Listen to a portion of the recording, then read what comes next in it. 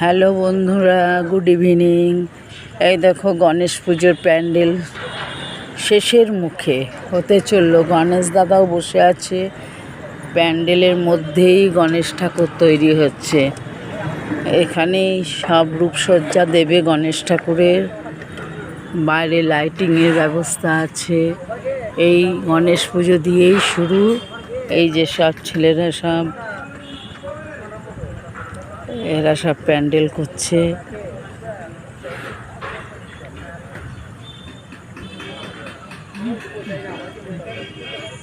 এই দেখো, এই গণেশ পুজো থেকে শুরু হচ্ছে দুর্গা পুজোর সূচনা। দেখি গণেশ দাদা বসে আছে, এখনো তৈরি হয়নি, হবে, পুরো কমপ্লিট হয়নি, তাই আমি দূর থেকেই নিচ্ছি।